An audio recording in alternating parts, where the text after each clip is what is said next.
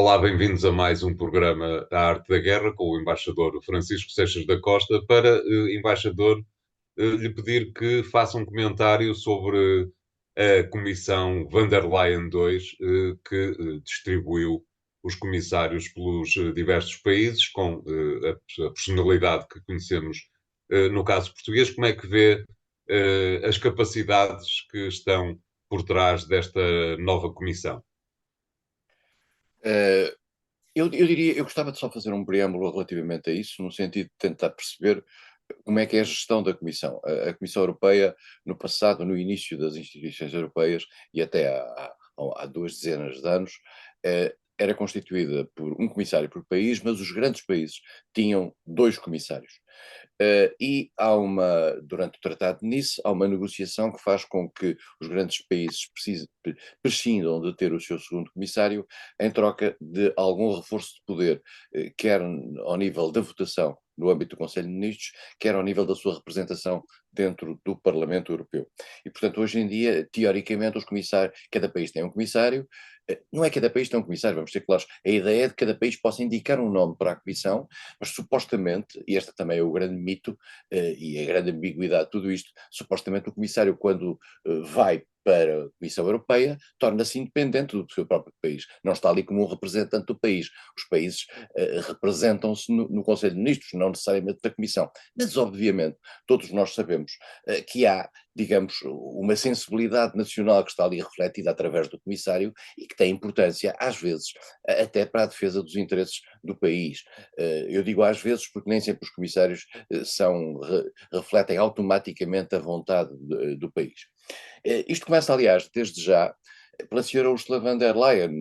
Como é sabido, o país, a Alemanha, de onde ela é oriunda, onde foi Ministra da Defesa, hoje numa coligação de governo presidida por um social-democrata, Scholz, e com mais dois partidos que não são dos partidos da senhora van der Leyen, que é o Partido Liberal e os Verdes. A senhora van der Leyen faz parte do partido que perdeu as eleições, mas estava no poder quando isso aconteceu, quando ela foi nomeada pela primeira vez.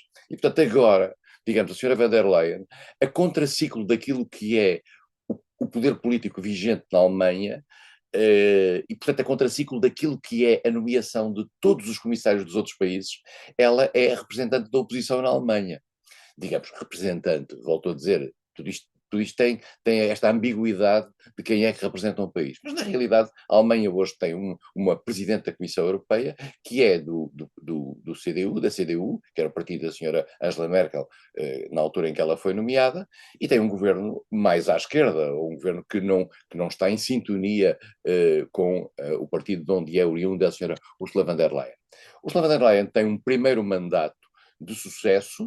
Uh, Consegue, primeiro, vamos ser claros, com o apoio de Angela Merkel bastante, consegue ultrapassar situações complicadas, como foram a situação das vacinas, a situação das máscaras, a situação do programa de resiliência para dentro, que foi montado para os países saírem da crise, e depois tem, digamos, o confrontar-se com a guerra da Ucrânia.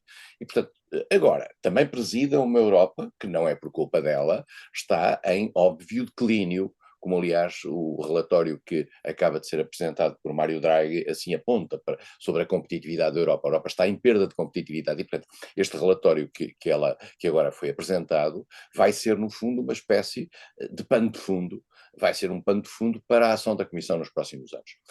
Ursula von der Leyen quis fazer esta comissão e pediu, naturalmente, a cada país que indicasse.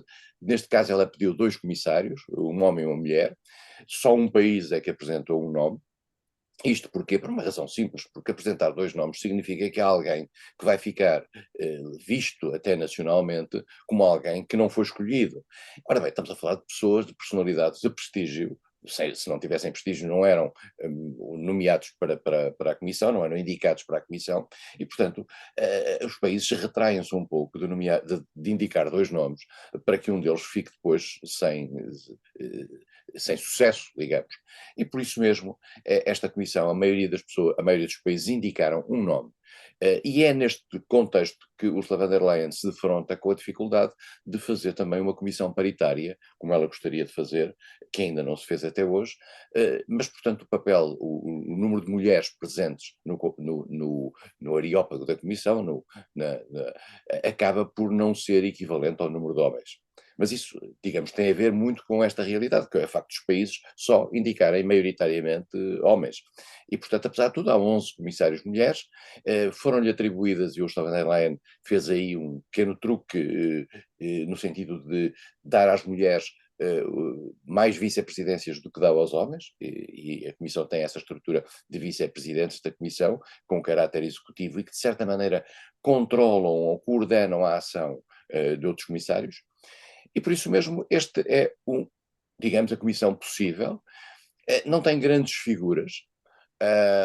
Nós lembramos de Franz Timmermans, lembramos de Vestager, lembramos de Thierry Breton, que agora, à última da hora, o comissário francês, que estava confirmado, saiu por conflito com a senhora Ursula von der Leyen, e Emmanuel Macron nomeou alguém que lhe está bastante próximo, que era o presidente, digamos, do seu partido, do Renaissance, e que ao mesmo tempo tinha sido deputado europeu e era o atual ministro dos Negócios Estrangeiros, Stéphane Séjourné, mas que aparentemente não tem, digamos, uma especificidade sob o ponto de vista técnico para o dossiê importante que tem nas mãos. Além de mais, Stéphane Séjourné fala mal inglês, mas isso é uma coisa que na Comissão Europeia e no Conselho Europeu as pessoas acabam por aprender. Eu recordo-me que este atual primeiro-ministro francês, Michel Barnier, quando eu o conheci como secretário, era ele ministro adjunto para os assuntos europeus, falava muito mal inglês, e depois é o negociador do Brexit. Quer dizer, e, portanto, vamos ver, há aqui... Se calhar, talvez por isso, não? Se calhar, isto faz-me lembrar sempre uma anedota que havia no Ministério dos Negócios Estrangeiros, que era porque é que se manda alguém para Londres, ou porque falava mal inglês, ou porque precisava de aprender inglês. E, portanto, ou precisava, peço desculpa, que falava bem inglês, ou porque precisava de aprender inglês. E, portanto, aqui também se pode pôr o problema. Não, mas as pessoas crescem nos lugares e obviamente, são assessorados bem, naturalmente, o manejo da língua essencial dentro da União, que é o inglês, não vale a pena sobre isto ter a mais pequena dúvida, é fundamental.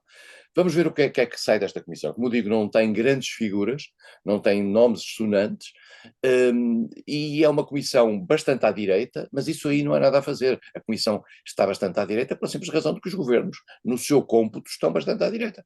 E, portanto, dentro da Europa, e, portanto, os partidos, os comissários oriundos de países dominados por socialistas ou sociais-democratas são muito menos, aliás, são menos até do que os indicados pela ala liberal, pelo Renew. E, portanto, o Partido Popular Europeu, o Partido Conservador Europeu, tem a esmagadora maioria. O que é que, António, isto digamos, é um descodificador para quem nos está a ouvir relativamente, o que é a importância de uma pasta no Parlamento Europeu, na Comissão Europeia? Porque é que uma pasta é mais importante, a outra não é menos importante? Se nós olharmos para certas pastas, estão cheias de títulos, de áreas de saúde, de educação, de transportes, disto, daquilo, daquilo outro. Nós temos que olhar uma regra fundamental, ou duas regras fundamentais. A primeira é que a pasta tenha a ver com competências da União Europeia. Como é sabido, no quadro global da ação governativa dentro da Europa, os tratados já têm algumas políticas que são tratadas pela União Europeia. Comércio, por exemplo, são questões de dentro da União Europeia. E há outras que são tratadas a nível nacional e que a União Europeia se limita a coordenar, a tentar harmonizar, a tentar aproximar, mas não são competências comunitárias. Ora bem, aquilo que conta verdadeiramente em poder dentro da Comissão Europeia são as pastas que têm competências comunitárias, que são aquelas cuja vontade e cuja decisão influencia os Estados, quer eles queiram, quer não, às vezes, se ficarem em minoria, por exemplo, no caso de áreas que já se votam por maioria qualificada. E por isso mesmo tem que se olhar para as pastas e perceber, aquilo é uma competência comunitária ou não é? Se não é uma competência comunitária, nós teremos que ver aquilo com maior, digamos, com maior dúvida. Depois há um outro critério fundamental, e que, digamos, os especialistas olham para isto muito rapidamente, é saber se esses comissários têm na mão um envelope financeiro importante ou não. Isto porquê? Porque, contrariamente àquilo que é digamos, uma leitura paroquial, que às vezes em Portugal se tem relativamente aos comissários, que é a noção de que os comissários devem ter um portfólio interessante para o país que os indica. Eu acho que não, isto é, acho que não é algo que seja absolutamente vital, pela simples razão de que os comissários, particularmente se vierem de países de pequena ou média dimensão, têm uma grande dificuldade de impor agendas que sejam egoístas, que sejam puramente interessantes para o seu país. O que interessa a um comissário europeu e o que dá força a um comissário europeu é, eu vou utilizar uma expressão simples, é a necessidade dos outros países virem comer à mão do comissário e por isso mesmo, digamos, ficarem com alguma relativa dependência relativamente ao portfólio que o comissário tem. E essa é que é a regra. Quando os países precisam de um comissário, naturalmente precisam do país que está subjacente ou que está por detrás do comissário. E isso permite, às vezes, na União Europeia, que é um espaço de troca de interesses, conseguir alguma coisa através, digamos, da importância que o seu próprio comissário tem no plano, dentro do Conselho, do Colégio de Comissários. É isto. Ursula von der Leyen parte para este segundo mandato mais à vontade do que estava para o primeiro, pela simples razão de que agora já não precisa de ser reeleita, mas nós já dizíamos isto em relação a Durão Barroso no segundo mandato, e apesar de tudo, digamos, Durão Barroso acabou por não criar uma distância e uma autonomia relativamente aos grandes poderes dentro da União, como muitos estariam à espera. Mas Ursula von der Leyen está mais à vontade nesse aspecto. Em primeiro lugar, porque é alemã, e ser alemã ou ser francesa tem um peso dentro da Comissão que outros não têm, e, portanto, tem um segundo mandato, digamos, com uma Comissão que não é tão poderosa, precisamente não tem as tais grandes figuras, isso pode lhe dar, digamos, algum poder. Agora, é uma Comissão num tempo complicado, num tempo de declínio objetivo da União, num tempo que pode ser ainda mais complicado se nos Estados Unidos ganhar Trump, num tempo que tem a guerra da Ucrânia, num tempo que tem decisões de natureza económico-financeira muito importantes a ter, nomeadamente aquelas que se prendem com as questões, nomeadamente aquelas que se prendem por questões migratórias, etc. E por isso mesmo é um tempo desafiante, mas temos aí mais um Parlamento Europeu durante mais 5 anos. Nós temos que lembrar que este Parlamento Europeu, que não representa exatamente aquilo que é a relação de forças dentro da Comissão.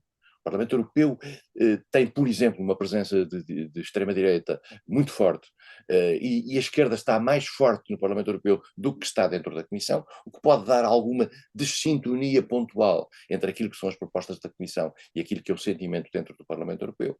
Mas, enfim, são 5 anos desafiantes que aí estão, e o Parlamento Europeu estará lá sempre, porque esse é o único Parlamento que nunca pode ser dissolvido. Exatamente.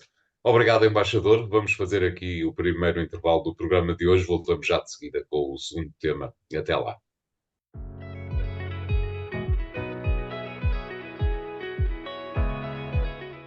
Bem-vindos à segunda parte de A Arte da Guerra, desta vez para, embaixador, lhe pedirmos que regresse ao conflito, vou usar este termo latente nos Estados Unidos, entre democratas e republicanos. Como é que tem visto os dias seguintes ao debate entre Kamala Harris e Donald Trump? Nós assistimos, Kamala Harris, nós já falámos disso aqui, era praticamente uma desconhecida. Não se percebia se esse desconhecimento era devido ao ter sido abafada ou não por Joe Biden, se Joe Biden quis, como aliás acontece com muitos vice-presidentes, mantê-la, digamos, relativamente na sombra, atribuindo-lhe alguns pelouros, mas também não lhe dando uma grande relevância. Isso também podia significar que Joe Biden queria, digamos, acabar com aquilo que era a percepção no início do seu próprio mandato de que seria sucedido imediatamente por Kamala Harris. E, portanto, ao não dar grande expressão a Kamala Harris, que parecia que ser a sua sucessão, nós lembramos há 4 anos era assim, falava-se de Joe Biden, era um homem já há uma certa idade, mas claramente está ali Kamala Harris para fazer a transição. Ora bem, isso não aconteceu automaticamente, acontece depois de uma pressão imensa e também tem a ver com a debilitação física de Joe Biden, com o que demonstrou entretanto.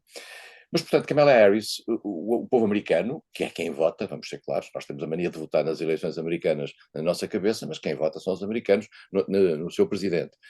E o povo americano não conhecia Não Kamala há Harris. um mundo perfeito. Pois é verdade. Mas um dia vai acontecer, um dia vamos todos votar no presidente americano. O que prova bem a importância que a América tem para os destinos do resto do mundo.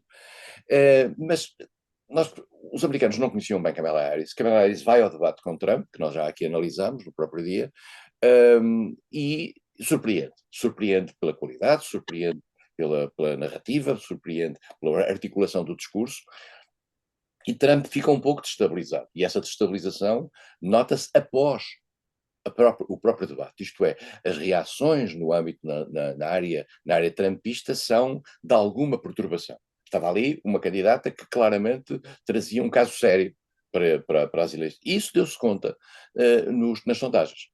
Foi claro nas sondagens que Kamala Harris, digamos, sobe com o debate, depois se estabiliza um pouco, e depois os sinais nos últimos tempos são com uma espécie de empate técnico. Mas, dito isto, Kamala Harris surpreendeu pela positiva. Eu diria uma coisa que é um bocadinho estranha. Eu acho que a circunstância de não haver um novo debate entre Kamala Harris e Trump é uma circunstância positiva para os dois. Positiva para os dois pelo seguinte: Kamala Harris dificilmente faria melhor do que o que fez. E, portanto, aquela imagem, e costuma-se dizer que não há uma segunda oportunidade para criar uma primeira impressão, aquela imagem foi extremamente positiva. E, portanto, ela, digamos, estabilizou uma imagem de capacidade de dirigir-se e de tomar conta de alguns dossiês. Até aqueles que ela não era propriamente, e não é propriamente, muito tida como muito capaz, que é a parte económica, ela conseguiu disfarçar perante isso e, digamos, ter um discurso relativamente equilibrado e que as pessoas compreenderam. Agora, a grande questão está em saber se o voto popular, em que aparentemente Kamala Harris tem alguma ligeira vantagem, corresponde ao voto depois no colégio eleitoral. Só para lembrar às pessoas que nos Estados Unidos os presidentes são eleitos por um colégio eleitoral onde os chamados grandes eleitores são pessoas que representam aquilo que foi a votação em cada estado. E isso às vezes, por razões que têm a ver com a estrutura da própria representação dos Estados nesse colégio eleitoral, faz com que aquele candidato que em todo o país teve mais votos acabe por não ser o candidato eleito. Isso aconteceu com Trump, vale a pena dizê-lo, face a Hillary Clinton, já tinha acontecido com Al Gore face a George W. Bush, e já no passado há 3 casos em que isso aconteceu na história americana. Diz-se, mas isto é uma falha da democracia. Não, é a realidade democrática americana, que é uma espécie de coligação entre os Estados e uma negociação entre os Estados para o seu modelo de representação, que de vez em quando tem esta disfuncionalidade relativamente à imagem que nós temos no exterior. Dito isto, Curiosamente, o mesmo problema, embaixador, que estava a relatar relativamente à Comissão Europeia. Verdadeiramente, as diferenças não são tão grandes quanto isso. não, é verdade, é verdade. E no caso americano, nós estamos com uma situação em que claramente o trend na opinião pública, em largos setores da opinião pública, digamos, favorável a Kamala Harris. Digamos, a própria onda de modernidade que ela trouxe ao discurso e de alegria face a um Trump sempre com aquele ar mal disposto, ela traz alguma alegria e traz um ambiente de simpatia relativamente a isso. Agora, nós estamos sem saber, António, se de facto os trumpistas de fundo, que no fundo representam, sei lá, 40% do eleitorado, pelo menos no mínimo, depois aos que variam, os que votam para um lado ou votam para o outro, se estão minimamente convencidos pela prestação de Kamala Harris. Este também é um ponto importante. E, portanto, se calhar não estão, e se calhar continuarão, se calhar até estarão mais ferrenhos relativamente ao seu candidato, porque nas eleições nos Estados Unidos há um core de apoiantes dos candidatos que está lá garantido desde o princípio. Está lá garantido, faça o candidato o que fizer, diga as asneiras que disser, e aliás com o caso de Trump, diga as inverdades que disser. Trump mente declaradamente em determinados aspectos factuais, e nós podemos ter as nossas opiniões, mas não podemos ter os nossos factos. Ele mente em relação a determinados factos e anda para a frente. E aparentemente o seu eleitorado não reage muito a isso, o que prova, portanto, que ele tem esse eleitorado garantido. Depois põe-se a questão de saber o eleitorado que flutua. E põe-se essencialmente a questão em saber como é que o eleitorado flutua dentro dos Estados que tradicionalmente mostram-se na política americana que o seu resultado é o resultado final das eleições. São chamados swing states, que são estados em que andam para um lado e para o outro. E há um estado essencial em tudo isto, que é o estado da Pensilvânia. Quem ganha na Pensilvânia ganha normalmente as eleições americanas. E é preciso perceber que foi na Pensilvânia que Donald Trump levou o tiro. Aquele tiro que não lhe acertou. Aliás, houve agora, digamos, aparentemente um novo atentado, um princípio de atentado a Trump, que não funcionou, mas que já não tem sequer, aparentemente, qualquer efeito do ponto de vista de sondagens, nem qualquer efeito do ponto de vista da apreciação de Trump, aquilo que seria mais uma tentativa de atentado a um candidato americano, mais ou menos que desapareceu. Na América, estas coisas de tiros, a certa altura, já se tornam banais, tendo em atenção aquilo que é o histórico face às armas naquele país. Entretanto, o resto do mundo continua suspenso das eleições de 5 de novembro, nomeadamente no que tem a ver com as guerras, não é verdade, embaixador? Sim, nós já aqui vimos, e iremos com certeza lá mais vezes, que se Trump ganhar, digamos, o governo israelita fica com as mãos mais livres. Eu digo sempre o governo israelita e não digo Netanyahu, porque esta ideia de fulanizar as políticas é algo que, de certa maneira, responsabiliza Israel. Netanyahu representa Israel, ou é um país democrático ou não é. Portanto, digamos, sendo representada por Israel, por Netanyahu, é a vontade israelita que ali está, nomeadamente naquilo que está a passar em Gaza, nos ataques agora, aparentemente, ainda não está confirmado, que foram feitos contra elementos do Hezbollah no Líbano. Enfim, há um conjunto de ações que a Israel faz ali na sua zona, já tem uma espécie de carta de alforria para isso há muitos anos, à margem do direito internacional, mas, no fundo, digamos, é uma espécie de toma lá da cá, isto é, se é atacada pelo terrorismo, também pode atacar, pode fazer atos similares aos atos terroristas. Isto faz parte, digamos, de uma desqualificação do caráter nacional de Israel, tendo atenção que um país tem mais obrigações que um grupo terrorista, isto é, tem apesar de tudo que se manter num quadro de legalidade internacional.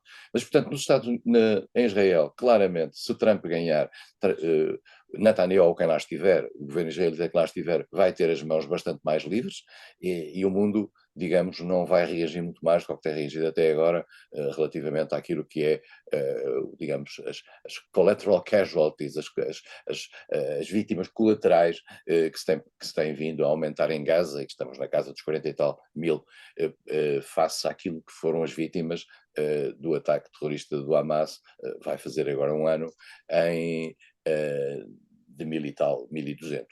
E, portanto, aí estamos por aí. No caso da Ucrânia, vale a pena dizer que Zelensky está a procurar desesperadamente encontrar, digamos, mão livre para poder ter acesso a algum armamento que lhe dê alguma vantagem, e a sua vantagem também é, por exemplo, o ataque a Kursk e a entrada no território russo, porque já pressentiu que vem aí uma negociação. E ele quer fazer essa negociação da forma com o maior poder de fogo possível. E já percebeu que se a negociação é feita, por exemplo, com uma administração Trump, as coisas vão ser completamente diferentes. Outro dia, há dias, o vice-presidente da candidatura de Trump explicou qual é que seria a negociação. A negociação é muito simples, por isso é que ele diz que aquilo para em 24 horas. Havia um cessar-fogo, havia uma estabilização, digamos, prática, na prática das fronteiras, pela linha da frente neste momento. Havia uma espécie de uma buffer zone, uma zona de ninguém a separar os dois territórios para que não houvesse confrontos. E, digamos, havia no fundo, é dizer à Ucrânia que tem que ceder território para acomodar os interesses russos. A Ucrânia, por outro lado, não poderia entrar para a NATO, é muito claro isso por parte de J.D. Vance e, portanto, por parte de Trump. Não poderia manter qualquer estatuto que não fosse a neutralidade, portanto, a Ucrânia ficava um país neutral, não ficava NATO nem do lado russo. E, por outro lado, se calhar a Ucrânia também não entrava para a União Europeia, mas isso, digamos, a expressão foi dita de uma forma curiosa por J.D. Vance, outras instituições aliadas, presumo que tem a ver com a União Europeia, mas a União Europeia seguramente que tem a sua própria vontade relativamente a ter a Ucrânia lá dentro ou não, isso é outra história completamente diferente. E, portanto, estamos aqui Exagero, com embaixador. o cenário que Zelensky tem perante si, no caso de uma vitória de Trump, é muito claro. É, digamos, uma derrota imposta. Esse cenário, vale a pena também lembrar, a quem nos está a ouvir, significaria um poder em Kiev independente, nesse sentido, isto é, manter-se-ia o poder em Kiev, a democracia em Kiev, tal qual como ela existe, o que também reduziria aquilo que é o medo de que a Ucrânia acabe por ser uma espécie de degrau para um ataque a outros países, nomeadamente os países vizinhos, a Polónia, os Bálticos, etc. Mas temos que perceber uma coisa, quer dizer, se a Ucrânia não consegue chegar a Kharkiv, se a Rússia não consegue chegar a Kharkiv, se a Rússia não consegue chegar a Kiev, é um pouco difícil presumir que possa chegar a países que são membros da NATO e relativamente aos quais funciona o artigo 5º do Tratado de Washington. Agora, Claro, é evidente que eles pensam, mas com Trump como é que é? Como é que funciona o Tratado de Washington? Portanto, há aqui um conjunto de dúvidas que aí estão. claro. Iremos acompanhá-las com toda a certeza. Obrigado, embaixador. Vamos fazer aqui o segundo intervalo do programa de hoje. Voltamos já de seguida com o terceiro tema. Até lá.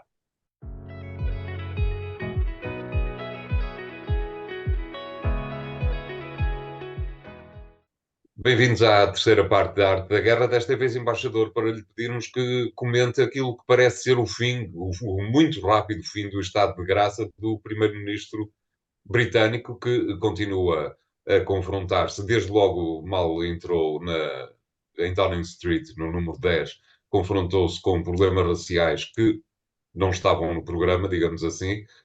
Confronta-se agora com algo que estava no programa, que é exatamente a dificuldade na área da economia, e confronta-se também com uma coisa que estava razoavelmente no programa, que era a possibilidade e, por outro lado, também a necessidade de rever o Brexit. Como é que está a ver tudo isto, embaixador? Já não há estados de graça neste momento, quer dizer, eu vou fazer aqui uma revelação. Eu fiz parte de um governo em 1995 que teve 2 anos de estado de graça, que era o governo de António Guterres, o primeiro governo de António Guterres, em que a imprensa estava simpática, em que tudo o que funcionava mal desaparecia das notícias, tudo o que funcionava bem era multiplicado. Isto não era nenhuma compra da imprensa, trata-se de momentos em que isto pode acontecer. E, portanto, eu lembro-me desses primeiros 2 anos do governo Guterres, que eram governos, era um tempo em que tudo funcionava bem, tudo corria bem, e em que as coisas não eram trágicas. Os governos europeus, neste momento, e mesmo os governos portugueses, como aliás se vê no próprio atual governo, têm problemas à nascença, porque a realidade hoje é muito imaginativa e está aí a criar uma tensão muito grande. E, portanto, Keir Starmer, que sabia o que ia, vamos ser claros, estava ali há muitos anos à espera daquilo que era o declínio do Partido Conservador e tentou formatar o próprio Partido Trabalhista numa alternativa responsável. Ele tentou mostrar que não era o equivalente a Jeremy Corbyn, que era não elegível por ser demasiado à esquerda, e, portanto, Keir Starmer apareceu como uma figura que apresentava a possibilidade do Reino Unido poder, digamos, afirmar-se no plano mundial com um sentido de responsabilidade. E no plano mundial, em relação aos Estados Unidos, nós sabemos a relação especial, aquilo que eles chamam a special relationship, que o Reino Unido tem com os Estados Unidos. A expressão special relationship raramente é dita do outro lado. Nos Estados Unidos é uma coisa muito curiosa. É como hoje franco-alemão, é uma expressão que só os franceses usam, os alemães nunca usam. Portanto, quando há esta dupla relação, às vezes o outro lado não lê da mesma maneira que a propaganda lança. Mas, portanto, Kirchner teve o problema logo dos riots de migratórios e tensões étnicas fortes, tem o problema da imigração, que está aí no fundo ainda a funcionar. Ele, aliás, agora foi à Itália para ver como é que a senhora Meloni fazia relativamente também aos migrantes que vêm por via marítima. E teve que se afirmar internacionalmente de duas maneiras. Em primeiro lugar, restabelecendo ou recriando em mais uma fase a sua relação com os Estados Unidos. Isso também passou por um sublinhar muito claro do seu empenhamento no apoio à luta à Ucrânia, da Ucrânia, e foi a Kiev, o seu ministro dos Estrangeiros foi a Kiev com o chefe da diplomacia americana dar essa segurança a Zelensky. Keir Starmer também esteve na Casa Branca, e, portanto, há aqui uma tentativa de Keir Starmer de estabelecer uma nova imagem do velho Reino Unido. E, por outro lado, o António referiu a questão do Brexit. Neste momento, o sentimento que existe dentro do Reino Unido, ao que parece, de acordo com as sondagens, é uma noção de que o Brexit foi um erro, mas não suficiente. Esta noção não está suficientemente incorporada no sentido de dizer-me, então vamos agora reintegrar a União Europeia. Em primeiro lugar, reintegrar a União Europeia é muito complicado, muito complicado. E, em segundo lugar, não sei se haveria vontade dentro do Reino Unido para esse passo. O que há vontade é no Reino Unido para criar uma relação com a União Europeia diferente daquela que existe atualmente e as tensões que existem atualmente, não obstante, tendo em conta que o Partido Conservador, e eu lembro isto, o Partido Conservador subscreveu com a União Europeia acordos que depois não cumpriu e não quis cumprir. O caso de Boris Johnson, mas também Rishi Sunak, de uma certa maneira, encontrou ali uma fórmula de escapatória, criaram a certa altura uma ambiguidade nessa relação. E por isso mesmo, digamos Portanto, é mais uma special relationship que o outro lado tende a não observar da mesma forma. António, eu não sei, não tenho o conhecimento suficiente para perceber se. Uma coisa é clara. Nós consideramos na altura que o Brexit ia ser mau para os dois lados. Foi mau para o setor britânico, terá sido bom para elementos, para subsetores dentro do Reino Unido, foi mau para a União Europeia, mas para o resto da União Europeia.